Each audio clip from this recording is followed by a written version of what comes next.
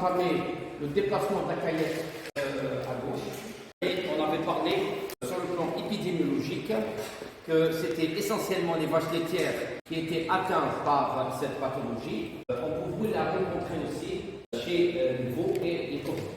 Donc ce n'est pas spécifique aux femelles. Et on avait dit que la pathologie était plus rencontrée en début de lactation. Et on va voir par la suite, lorsqu'on va étudier les causes qui sont susceptibles d'entraîner une atonie de la caillette, on va retrouver que la plupart des pathologies sont en postpartum.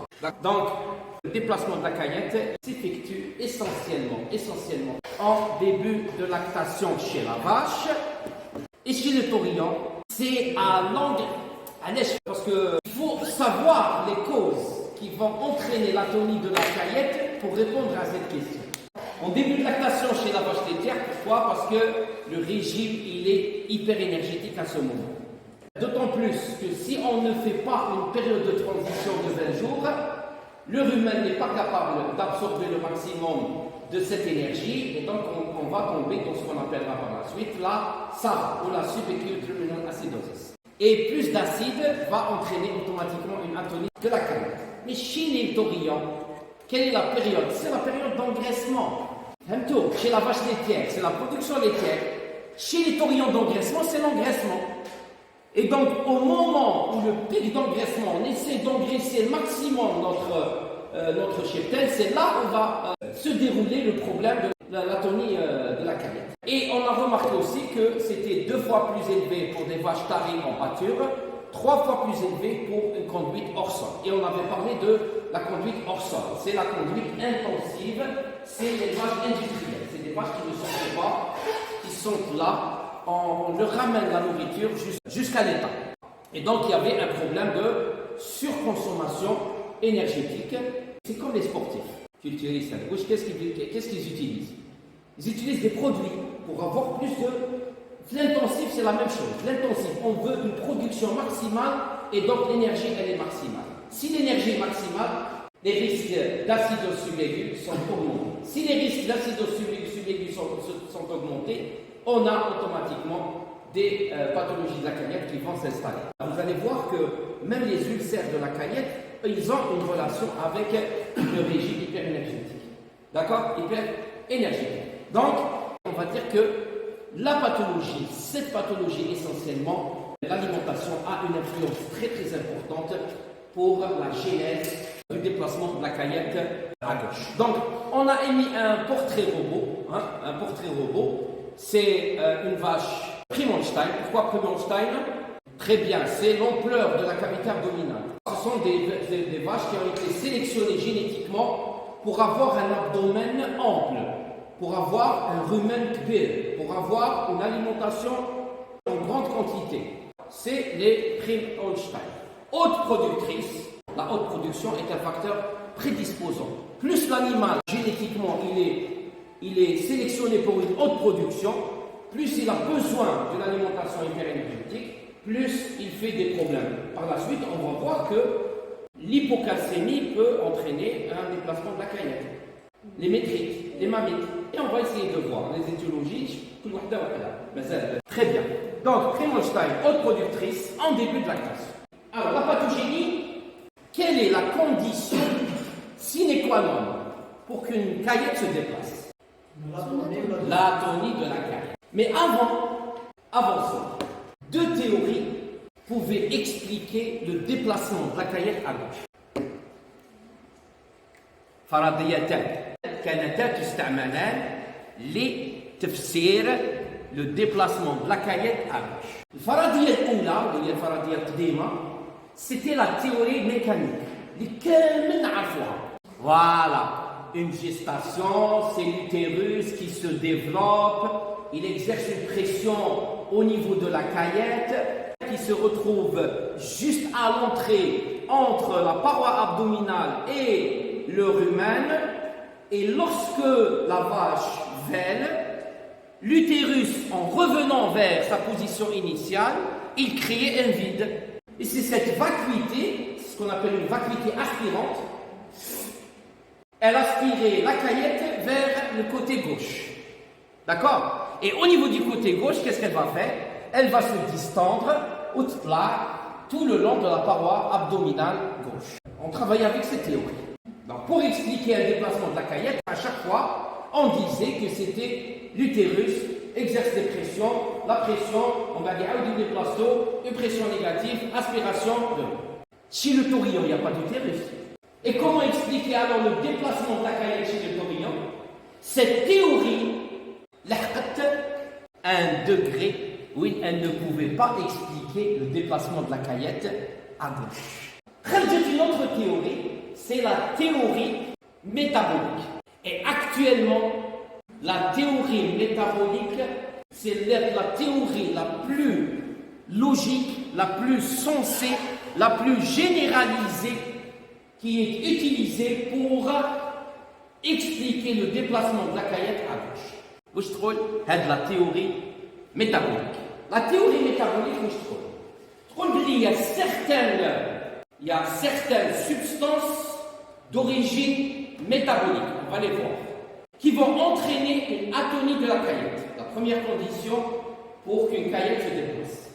Donc, il y a des substances, soit c'est des déchets, soit c'est des substances qu'on va retrouver au niveau sanguin, qui sont d'origine métabolique, qui sont d'origine microbienne, qui sont d'origine endotoxinique, et ainsi de suite. Donc, on va l'expliquer.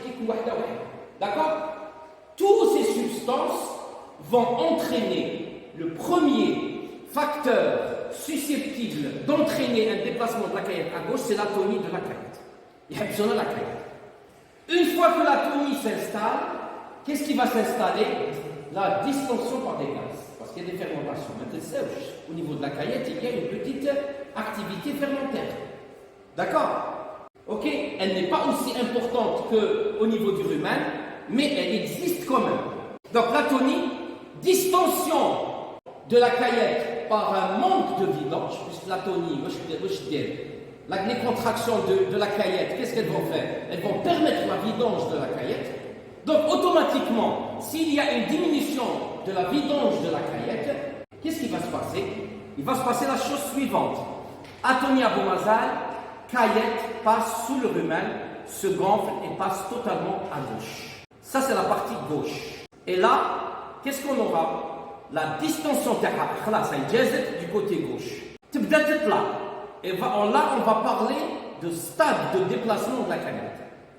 Le stade 1, le stade 2, le stade 3.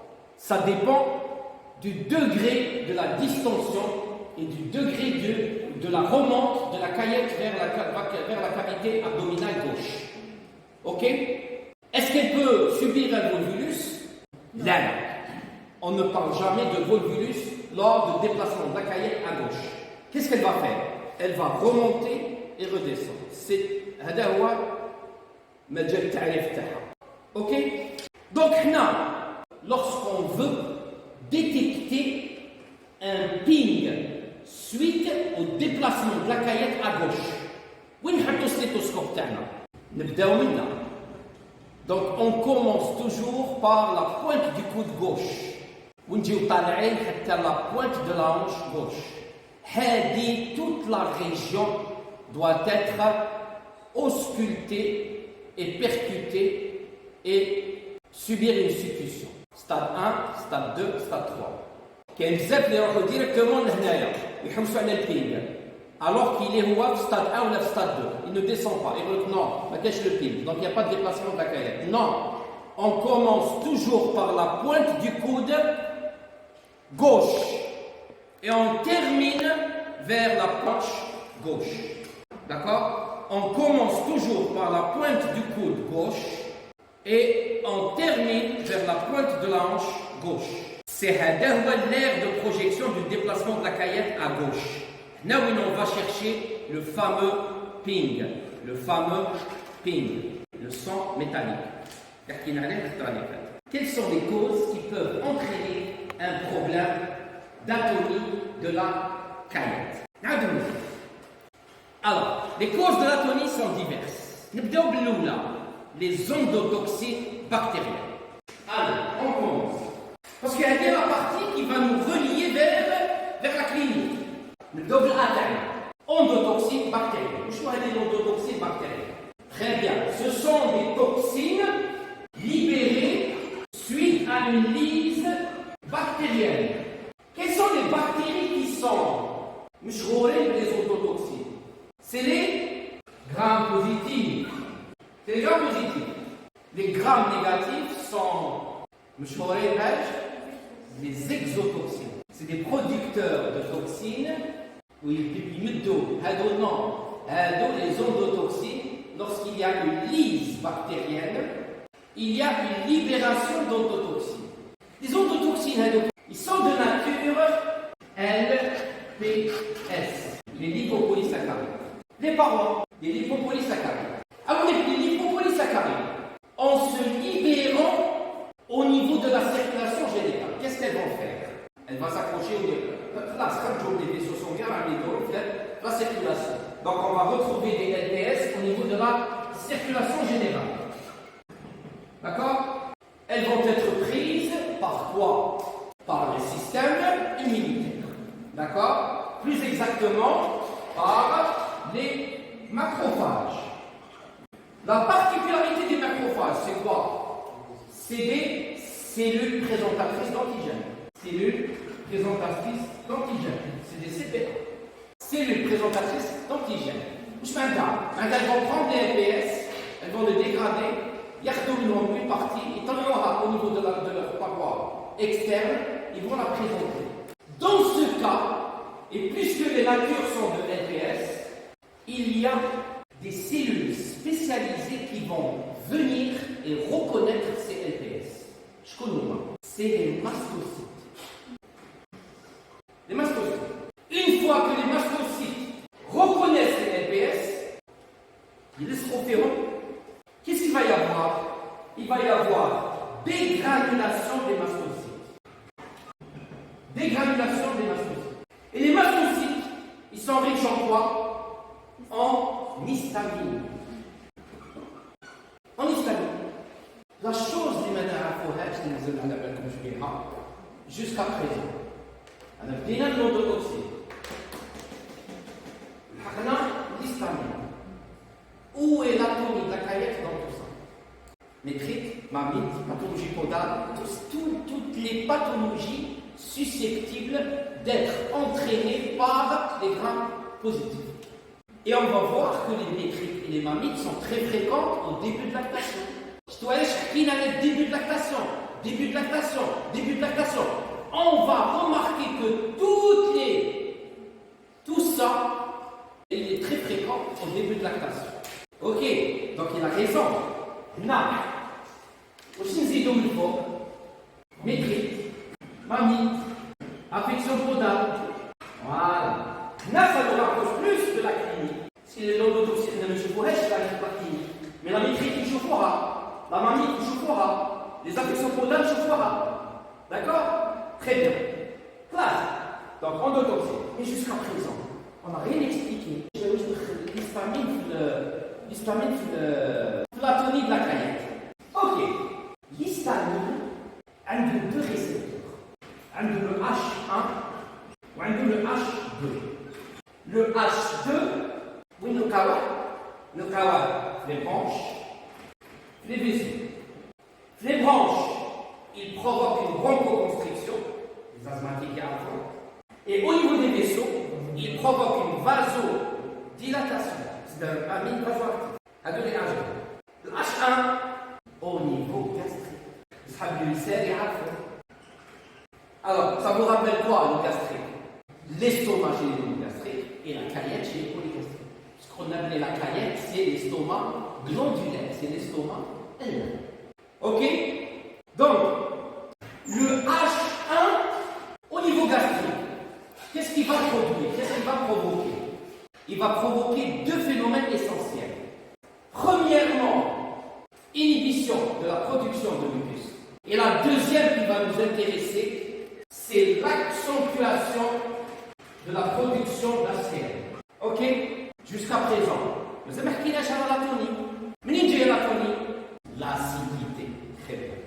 Et donc l'HCl, c'est lui qui est responsable de l'atonie de la caillette.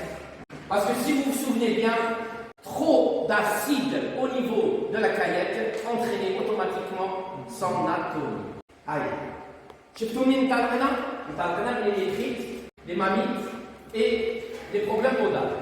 Production d'endotoxines, surtout par les grammes positifs, ils sont de nature LPS. LPS, circulation générale, ils sont captés par les macrophages.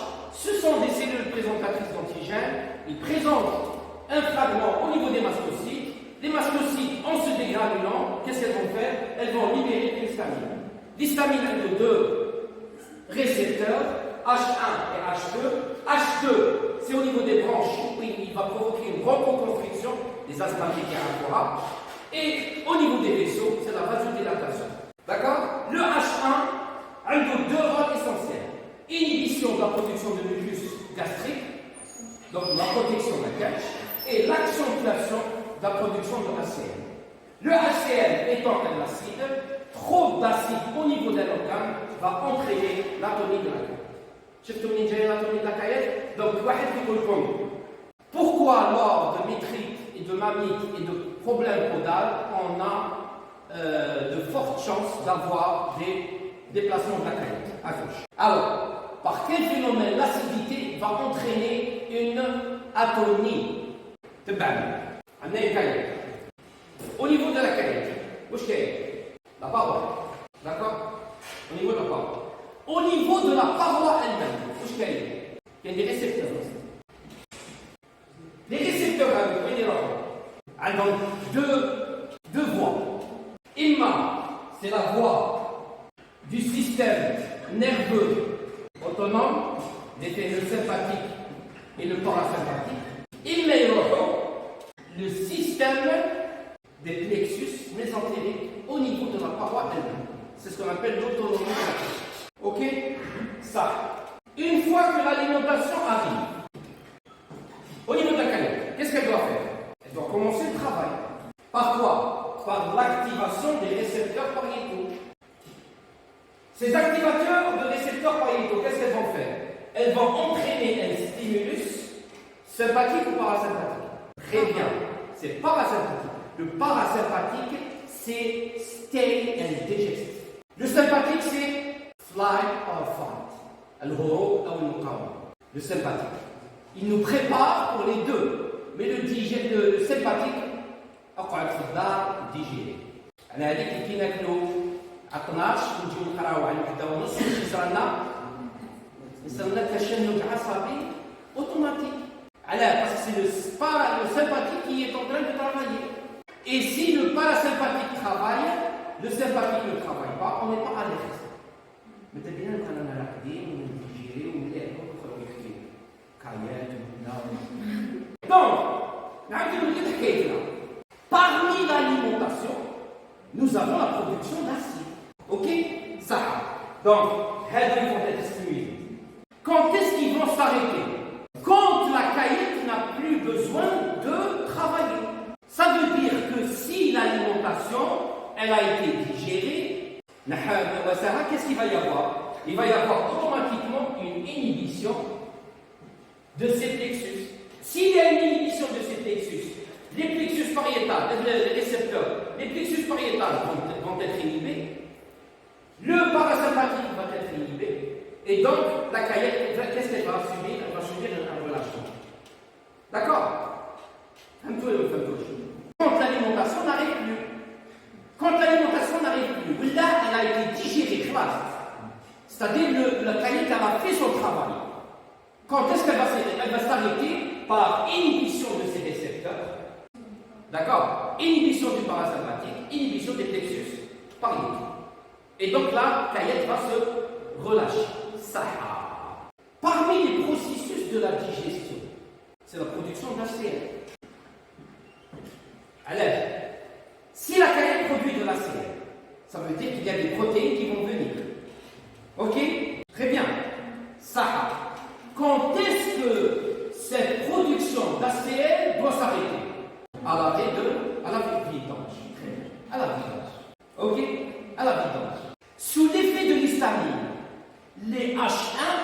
sont stimulés en permanence. Ça veut dire que la quantité d'HCl qui est produite, elle est en permanence. Ça veut dire que pour la caillette, il y a beaucoup d'acide. Ça veut dire que le processus de la digestion, il s'est arrêté. Parce qu'il y a beaucoup d'acide. Quand il y a beaucoup d'acide, ça veut dire que les protéines dégradent. مثلا la vidange, le HCl, c'est lui qui va inhiber les récepteurs à ce niveau. Dès qu'il inhibe, il y a automatiquement une atomie de la caillette. Comme si que la caillette, le pic à la production. Parce que normalement, s'il y a une production d'HCl, il y a une dégradation des protéines. Même pas le pic une contraction vidange. Mais quand il est produit en permanence, cet acide va en augmentant, il va inhiber automatiquement les récepteurs. Si les récepteurs sont inhibés, il y a une inhibition du parasympathique, une inhibition des plexus pariétaux à l'intérieur de la caillette, et la caillette va être atome. Sans vidange. Atome sans vidange. C'est une atomie. Donc ce qu'il faut retenir, c'est le HCl en grande quantité produit à partir des récepteurs H1 suite à la libération d'histamine qui est responsable de cette atomie. On va la retrouver lorsqu'on va parler d'acidosubédule. Et l'acidosubédule, dans ce cas, ce n'est pas le HCl, c'est les AGV qui vont jouer le même rôle que le HCl. En augmentant, ils inhibent les récepteurs pariétaux, ils inhibent le parasympathique et ainsi de suite. D'accord? Donc, toute acidité accrue, exagérée au niveau de la caillette, entraîne son atomie par inhibition des récepteurs pariétaux. Très bien. C'est pour l'endotoxine bactérienne, donc les métriques, les mammites, et c'est ce qu'on appelle l'histaminémie. Alors, l'histamine, l'endotoxine bactérienne, métrique, mammite, et l'histamine. Très bien. Donc, l'histamine peut avoir une autre origine de l'histamine. Ça, c'est le l'histamine peut être produit au niveau ruménal. Par quoi? Par la flore bactérienne. Est-ce que la synthèse de l'histamine est physiologique au niveau du rumen? C'est l'acide lactique. L'acide lactique, il est physiologique. Et il est capté par la flore consommatrice de lactate. Le lactate, il peut donner du glucose par la suite. C'est un glucoformateur. D'accord? L'histamine, là.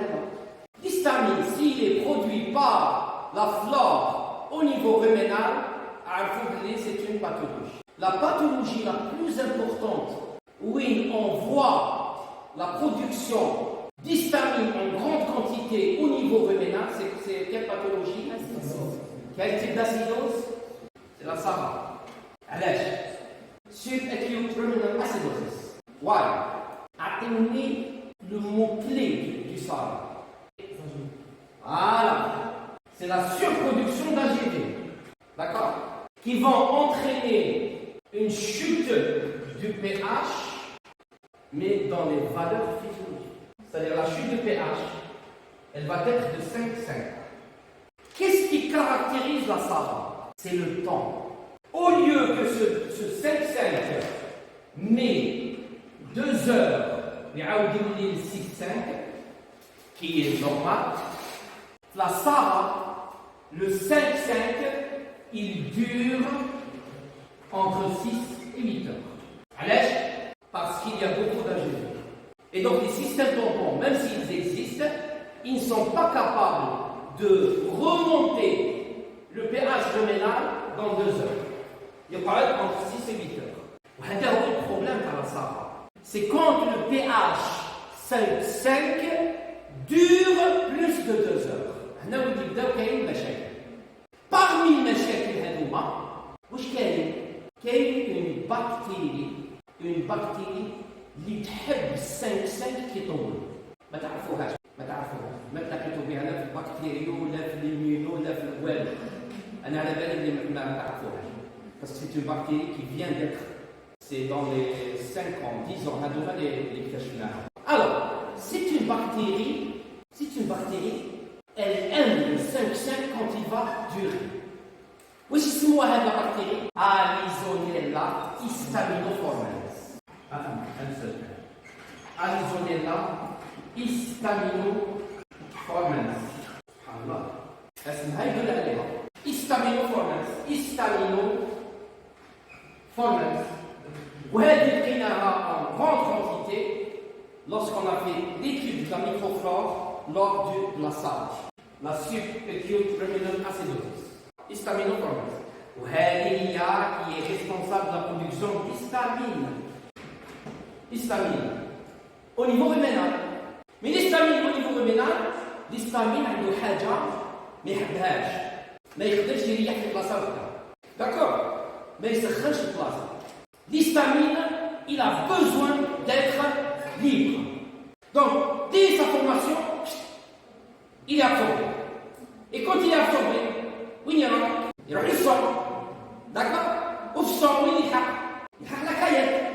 Et qu'est-ce qu'il va faire? Il va entraîner le développement de l'atonie de la caillette. Et c'est pour cette raison que j'ai mis l'histamine. Là, l'histamine, il est dû à une surproduction d'histamine au niveau ruménal. Suite à quoi? Suite à l'installation de la savane.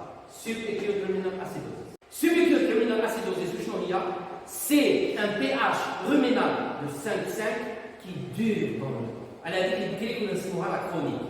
Mais on a vu qu'elle n'était pas aussi chronique que ça. Elle était subacute. D'accord? Et donc, quand le rumen voit son pH 5,5 durer dans le temps, Alizonella histaminoformans, c'est le pH idéal. Elle prend son histidine, elle le décarboxyle en histamine pour libérer au niveau du sang. Et c'est elle qui va nous donner par la suite les fourbures caractéristiques de la savane, des affections caudales, lors d'acidose subacute. D'accord? C'est l'histamine, formée par l'histamine au niveau de la circulation générale. Associé à ça, les endotoxines bactériennes suite à la ruminite. L'acidité qui dit pour 5,5, 36,5, il y a une irritation de la muqueuse ruménale. Et donc il y a une fragilisation de la paroi du rumen avec libération de bactéries, essentiellement des gras positifs. Et donc endotoxines. Et on aura les deux phénomènes. L'histamine formée à l'intérieur du rumen par Alizonella histaminoformans et l'histamine qui est produite par les endotoxines bactériennes lors de la libération de ces bactéries. Donc les deux phénomènes vont s'associer et ils vont entraîner des problèmes de déplacement de la caillette et de fourbure, de problèmes caudales. Très bien. Donc on a expliqué l'endotoxine, on a expliqué l'histamine, la forte concentration sanguine en corps cétonique. Toutes les pathologies sont venues. Ça, forte concentration sanguine en corps cétonique.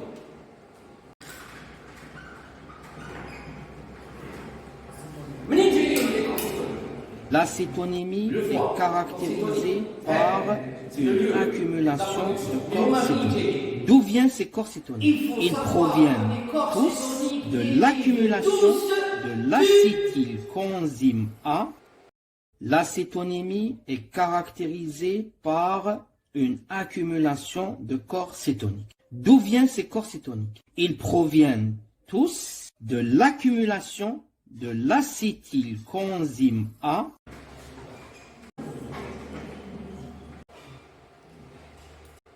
Quels les corps cétoniques, c'est de l'acétyl-CoA.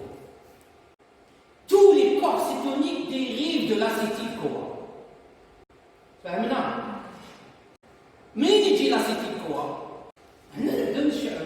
L'acétyl-CoA peut avoir une origine digestive. Par quoi? L'origine digestive, ni l'acétyl-CoA. Les AGV. Essentiellement, le propionate,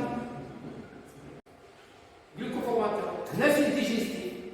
Ça veut dire que la perméabilité de l'amidon, quand elle prend le sucre soluble, elle le transforme en AGV. ces AGV vont subir une décarboxylation en acétyl-CoA au niveau du foie. Ok? Allez, c'est la première origine. Deuxième origine, c'est la glycogénolyse. Glycogénolyse ushnoria, c'est la dégradation du glycogène hépatique. Il va donner du glucose. Le glucose va se transformer en acétyl-CoA pour rentrer dans le cycle de Krebs. D'accord? Ça, chez les ruminants, elle est faible. Ce qui va faire la différence entre les monogastriques et les polygastriques.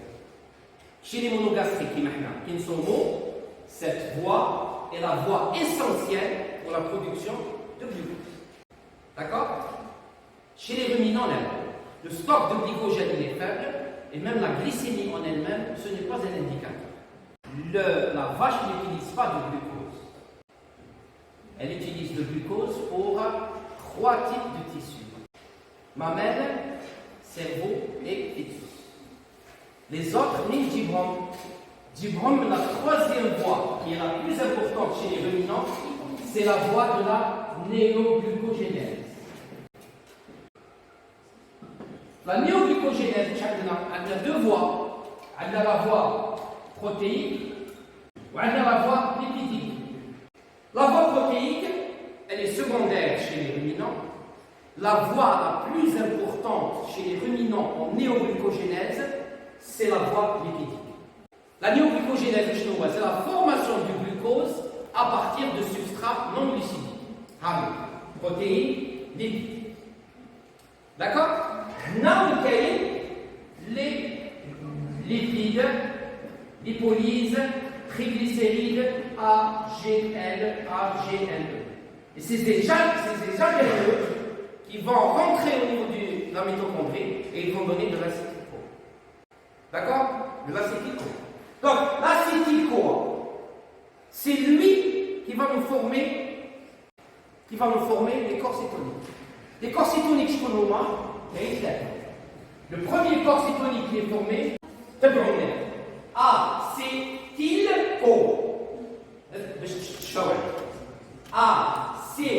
acétyl-CoA. Le premier, il résulte de la condensation de 2 molécules d'acétyl-CoA. Donc il va garder le radical de l'acétoacétate. L'acétoacétate. C'est le premier corps cétonique qui est formé à partir de l'acétyl-CoA. Et d'ailleurs, la réaction est reversible. La réaction est reversible. Ça veut dire qu'un acétoacétate peut revenir vers l'acétyl-CoA quand la glycémie est réglée. D'accord? Donc l'acétyl-CoA, acétoacétate, et c'est lui qui va nous donner les 2 autres. Le BHB, bêta-hydroxybutyrate, et l'acétone. C'est une réaction reversible.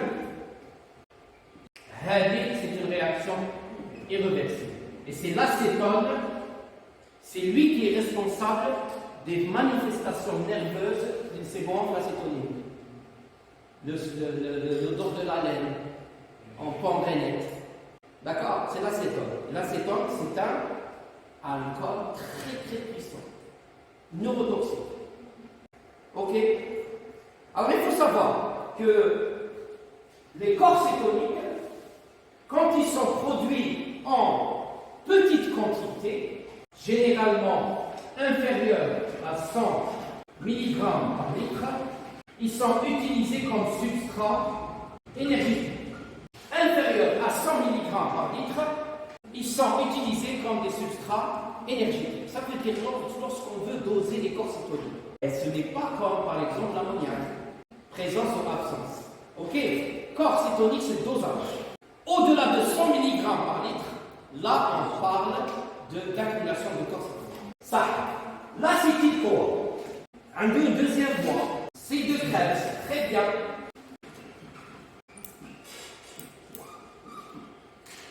Quand le cycle de Krebs est fonctionnel, 80% de l'acétyl-CoA CoA est consommé par le cycle de Krebs. Il y a les 20% qui vont donner des corps cétoniques inférieurs à 100 mg par an.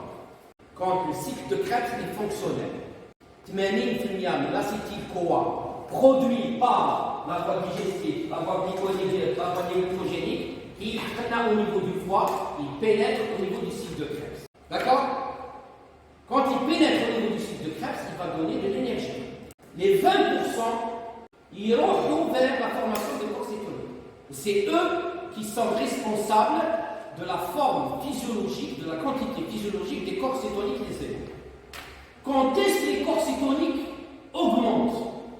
C'est quand le cycle de Krebs est inhibé. Quand le cycle de Krebs est inhibé, les 100% d'acétyl-CoA vont être dirigés vers la formation des corps cétoniques. Et c'est là qu'on va voir une augmentation des corps cétoniques au niveau sanguin. Ça va donner ce qu'on appelle l'acétonémie. L'acétonémie, c'est quoi? C'est l'accumulation de corps cétoniques au niveau sanguin. Je ne vais pas m'attarder sur l'explication. Non, ce qui nous intéresse, c'est l'augmentation des corps cétoniques. Ceux qui veulent plus de détails sur l'acétonémie, à vous au début. Parce que c'est tellement détaillé que. Ok, non. Les corps cétoniques, une grande. Donc là, ce qui nous intéresse pour le cours terminal, comment une augmentation des corps cétoniques au niveau sanguin